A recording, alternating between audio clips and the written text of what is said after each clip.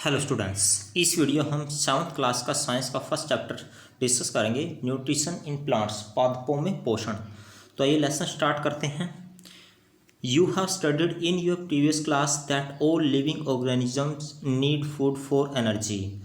कहता है कि आप अपनी पिछली कक्षा में, प्रीवियस होता है पिछली जो कक्षा होती है, उसमें आप पढ़ चुके हो कि जितने भी लिविंग ऑर्गेनिजम्स होते हैं जिनमें यानी जीवन होता है, नीड फूड फॉर एनर्जी, उनको भोजन की ज़रूरत होती है एनर्जी के लिए।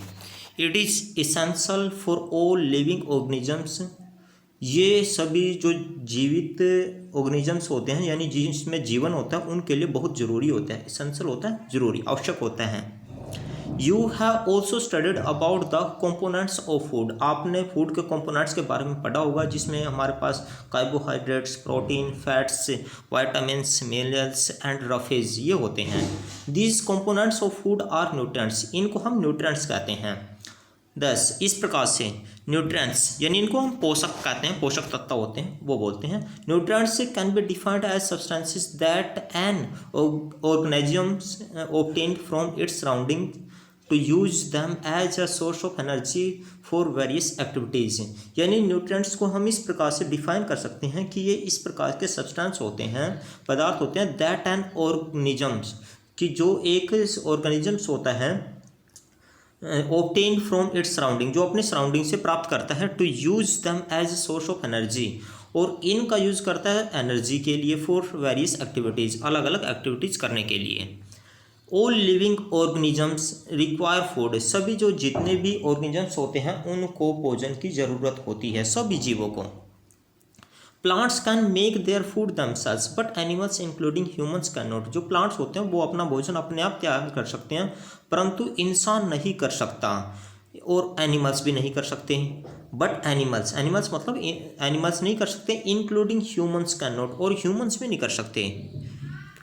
They get it from plants और एनिमल्स दैट ईट प्लांट्स हैं, और ये क्या करते हैं, दे गेट इट, ये इसको प्राप्त करते हैं फ्रॉम प्लांट्स, उन प्लांट से या जानवर से, दैट ईट प्लांट्स, जो प्लांट्स को खाते हैं। 10 इस प्रकार से humans and animals are directly और इनडायरेक्टली डिपेंडेंट ऑन प्लांट्स, इस प्रकार से जो ह्यूमंस होते हैं यानी जो मानव होता है, वो जो मनुष्य होता है, और जो एनिमल्स होते हैं वो डायरेक्टली और इनडायरेक्टली यानी प्रत्यक्ष और अप्रत्यक्ष रूप से पौधों पर निर्भर करते हैं। Boojho wants to know how plants prepare their own food, तो यहाँ पर एक पिक्चर बनाई हुई है, ये बूजो की पिक्चर है। ये कहता है कि ये जानना चाहता है कि जो पौधे होते हैं, प्लांट्स होते हैं, वो अपना भोजन कैसे तैयार करते हैं। तो देखते हैं।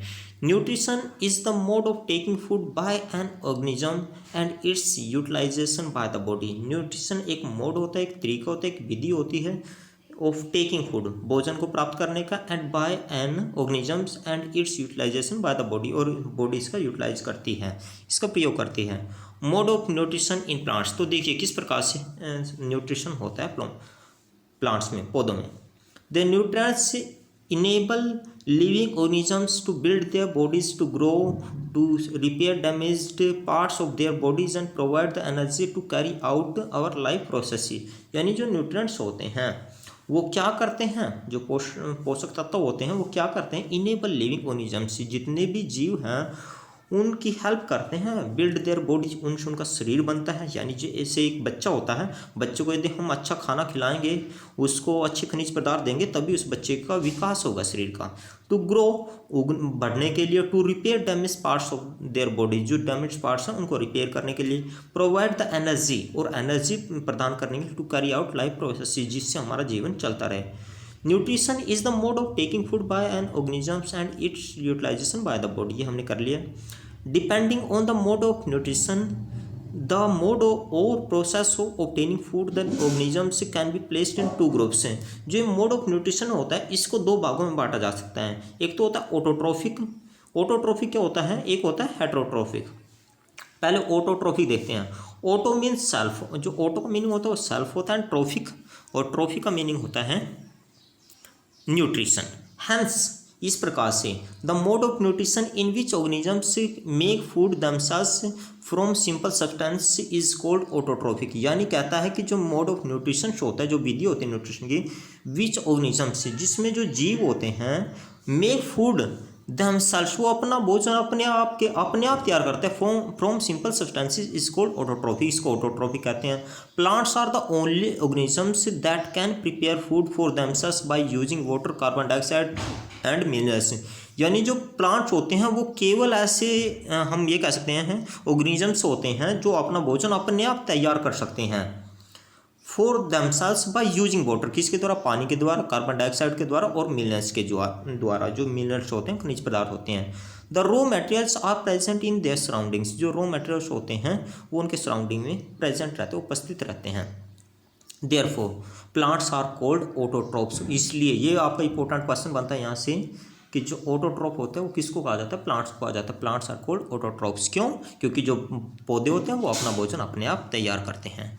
हेट्रोट्रोफिक, अब ये हेट्रोट्रोफिक क्या होते हैं, हेट्रो मीन्स होता है डिफरेंट और अदर, हेट्रो का मीनिंग होता है डिफरेंट और other, and trophic means nutrition, hence animals and most other organisms take in ready made food prepared by the plants. इस प्रकार से क्या होता है, देखिए जो एनिमल्स होते हैं जो दूसरे ऑर्गेनिजम्स होते हैं, जो जीव होते हैं, टेक इन रेडीमेड फूड, वो रेडीमेड फूड का यूज़ करते हैं, प्रिपेयर्ड बाय द प्लांट्स, जिसको प्रिपेयर किया जाता है प्लांट्स के द्वारा, दे आर कॉल्ड हेट्रोट्रोप्स, यानी जो इंसान होता है वो भी हेट्रोट्रोप्स में आता है।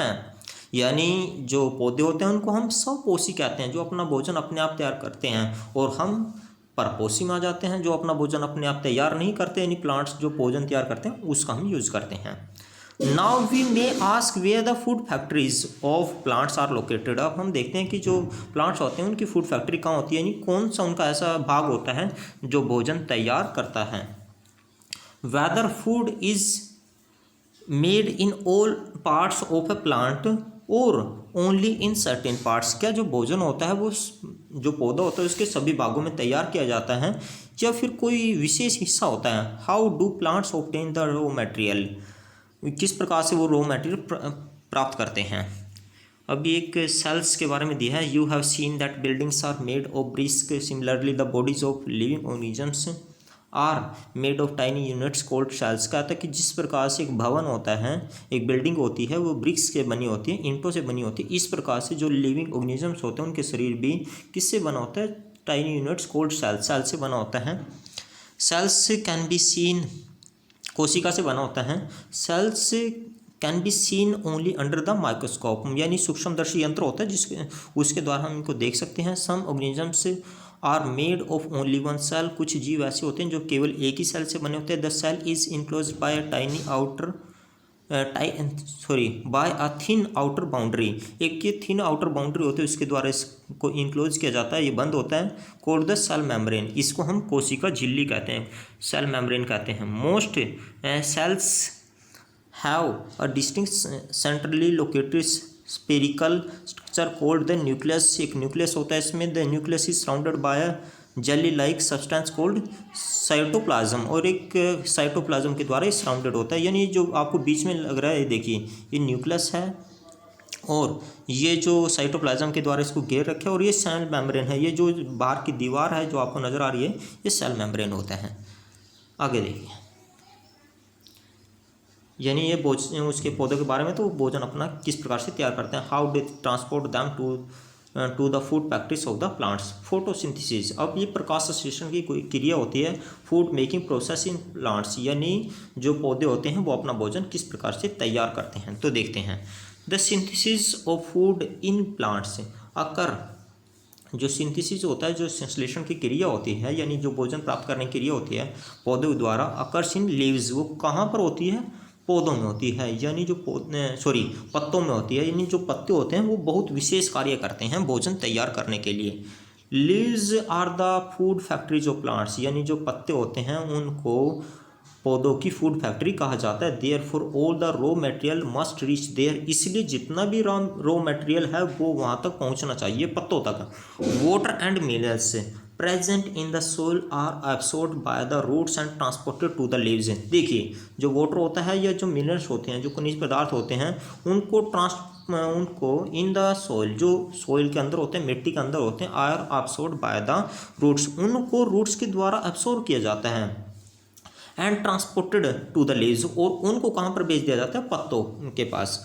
Carbon dioxide from air is taken in through the tiny pores present on the surface of the leaves, और जो कार्बन डाइऑक्साइड होती है हवा के अंदर, उसको जो पत्ते के ऊपर जो टाइनी पोर्स होते हैं, छोटे छोटे छिद्र होते हैं, उसके द्वारा उसको ग्रहण किया जाता है। The tiny pores present on the surface of the leaves are surrounded by guard cells, such pores are called stomata.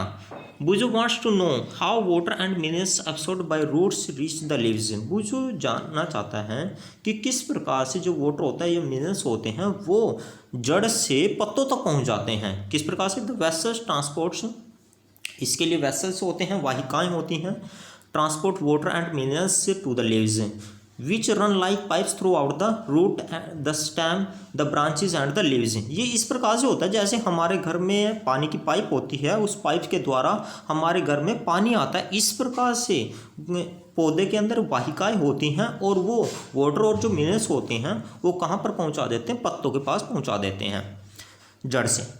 They form a continuous path or passage for the nutrients to reach the leaf. You will learn about transport of materials in plants in chapter 11. आप इसके बारे में अधिक chapter 11 के बारे में पढ़ेंगे। पहली wants to know what is so special about the leaves that they can synthesize food but other parts of the plant cannot। जो पहेली है, ये लड़की है एक पहेली, ये जानना चाहती है, क्या जानना चाहती है कि जो पत्ते होते हैं उनके अंदर ऐसा क्या होता है कि वो भोजन तैयार करते हैं और जो दूसरे पार्ट होते हैं पौधे के वो भोजन तैयार नहीं कर पाते। तो देखते हैं क्या होता है पत्तों के अंदर। The leaves have chlorophyll. तो लीव्स के अंदर क्या होता है, क्लोरोफिल। आपसे क्वेश्चन पूछा जा सकता है कि एक जो क्लोरोफिल होता है पौधे के किस भाग में होता है, ये लीव्स में होता है, स्टेम में होता है, रूट में होता है, यानी तने में होता है, पत्तों में होता है, टहनियों में होता है, ब्रांचेस में होता है। तो आपका आंसर रहेगा लीव्स में होता है क्लोरोफिल। तो ये क्लोरोफिल क्या करता है, and chlorophyll is the green pigment present in the leaves. जो क्लोरोफिल होता है ये ग्रीन पिगमेंट होता है। It has leaves to capture the energy of the sunlight. ये क्या करता है, जो सनलाइट होती है, जो सूर्य की रोशनी होती है, उसको कैप्चर कर लेता है। This energy is use to synthesise of the prepare food for carbon dioxide from carbon dioxide and water. और ये दिस एनर्जी इज यूज्ड, ये जो एनर्जी होती है ये यूज की जाती है टू सिंथेसाइज, यानी भोजन को तैयार करने के लिए, from carbon dioxide and water के द्वारा से। Since the synthesise of food occurs in the presence of sunlight, क्योंकि जो सिंथेसाइज की जो प्रक्रिया होती है वो सनलाइट की उपस्थिति में होती है, इसलिए इट इज़ कॉल्ड फोटोसिंथेसिस। इसलिए इसको हम प्रकाश संश्लेषण यानी फोटोसिंथेसिस कहा जाता है। फोटो का मीन्स लाइट और synthesis to combine. So the process of photosynthesis can be defined as the conversion of photonic energy into chemical energy by the green parts of the plants. So we find that chlorophyll, sunlight, इसलिए इस प्रकार से हम देखते हैं कि जो chlorophyll होती है, सनलाइट होता है, और जो कार्बन डाइऑक्साइड होती है, कार्बन डाइऑक्साइड एंड वाटर, और जो वाटर होता है, are necessary to carry out the process of photosynthesis. ये भोजन को यानी फोटोसिंथेसिस जो क्रिया होती है, जो भोजन प्रकार की प्रक्रिया होती है, उसके लिए बहुत ज़रूरी होते हैं। उसके लिए वाटर होता है, कार्बन डाइऑक्साइड होते हैं, ठीक है, और सनलाइट होती है। It is a unique process on the earth, और ये धरती पर एक यूनिक प्रोसेस होती है।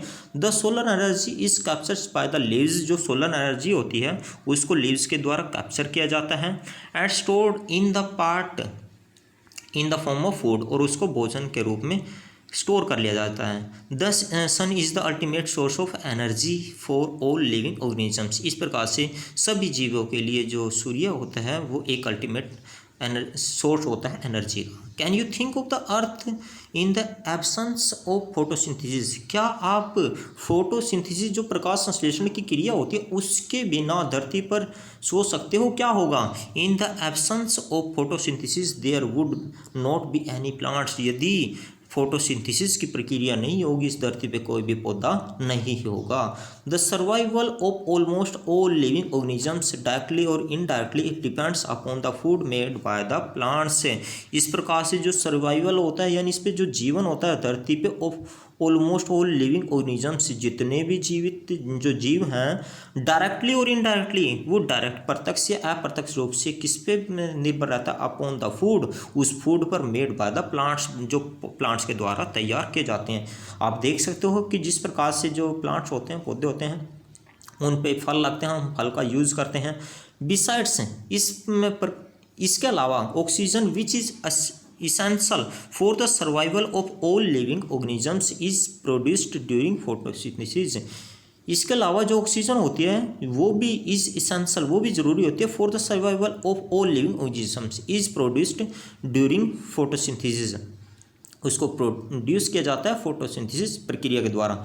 So life would be impossible on the earth without photosynthesis, इस प्रकार से इस धरती पे जीवन असंभव हो जाएगा यदि फोटोसिंथेसिस नहीं होगा, प्रकाश संश्लेषण की प्रक्रिया नहीं होगी। बिसाइड्स लीव्स यानी पत्तों के अलावा photosynthesis also takes place in other green parts of the plant. Photosynthesis पत्तों के अलावा जो ग्रीन पार्ट्स होता है पौधे का, वहाँ पर भी होती है प्रक्रिया। इन green stem and green branches, जो ग्रीन स्टेम होता है, तना होता है, और ब्रांचेज होती हैं जो हरी टहनियाँ होती हैं। The desert plants have scale or spine-like leaves to reduce loss of water by transpiration. These plants have green stems which carry out photosynthesis। कहता है कि जो डेजर्ट प्लांट्स होते हैं, यानी जो रेगिस्तान में जहाँ पर रेत होता है, वहाँ पर जो पौधे होते हैं वहाँ पर पत्ते बिल्कुल सूख जाते हैं, और वहाँ पर ये जो फोटोसिंथेसिस की प्रक्रिया है, ये जो ग्रीन स्टेम होता है, जो तना होता है, वो करता है। During photosynthesis chlorophyll containing cells of leaves in the presence of sunlight use carbon dioxide and water to synthesize carbohydrates। The process can be represented as an equation।